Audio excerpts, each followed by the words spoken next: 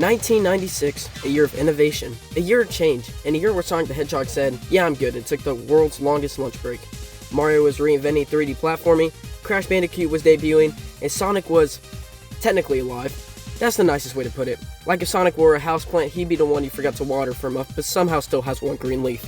Let's start with Sonic the Fighters, because nothing screams family-friendly mascot like a right hook to the jaw. This is what happens when you let the Virtua Fighter team their Sonic and don't check in on them in 6 months. Alright guys, looks like we need a new Sonic game. What ideas do we have? Yeah, what about Tekken, but with furries?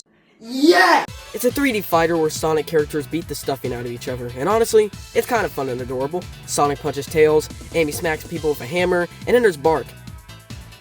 Half this roster looks like Sega lost a bet and had to include every character someone doodled on a napkin during lunch. We need a name for a character that throws dynamite and bombs, and make sure that it is completely unrelatable to that subject. Anybody got any ideas?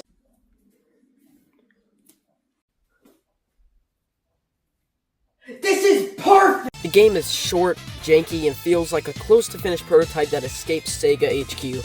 But compared to the rest of Sonic's 1996 resume, this is practically Shakespeare. Next up, Sonic Schoolhouse, the only Sonic game where Sonic doesn't run, they don't jump, or spin dash. Instead, he teaches you spelling and math, which is the most un-Sonic thing imaginable. This is the equivalent of putting Doom Guy in a cooking simulator. This game runs on the Doom engine. Yes, that engine. The engine used for demons and shotguns, except here the demons are replaced with Sonic, who floats behind you like a motivational speaker who's been banned from 3 counties. And if Doom taught kids how to spell, I think we'd all be a lot more motivated to learn. You wander around a school collecting letters while Sonic shouts encouragement like he's trying to sell you a timeshare. The visuals look like a kindergarten teacher discovered 3D modeling 5 minutes before the deadline.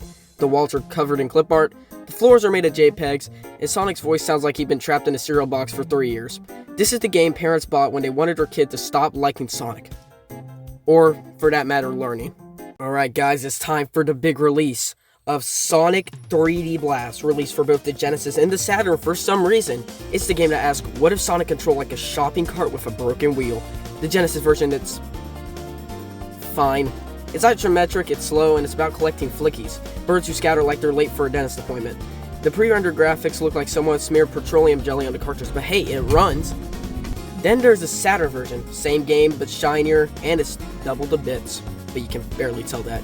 The flighting effects and a soundtrack that go way harder than it has any right to. The soundtrack slaps so hard, it feels like it belongs in a completely different game. Preferably one that's fun. Like, this music could cure seasonal depression, but it's stuck in a game where Sonic moves like he's wearing bowling shoes on an ice rink.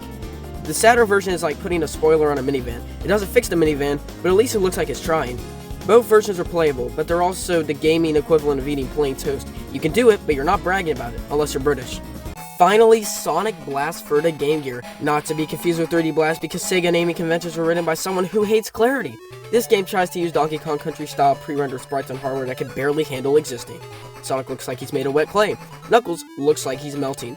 The gameplay is slow, stiff, and feels like it's happening underwater. Every jump feels like Sonic is asking the console for permission first. This was the last Sonic game on a Game Gear, and the Game Gear took that as a sign to die peacefully.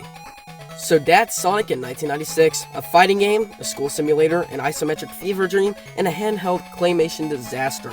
It was a weird year, a very confusing year, a year where Sonic technically existed, but spiritually, he was on vacation.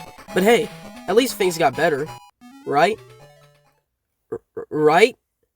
Guys!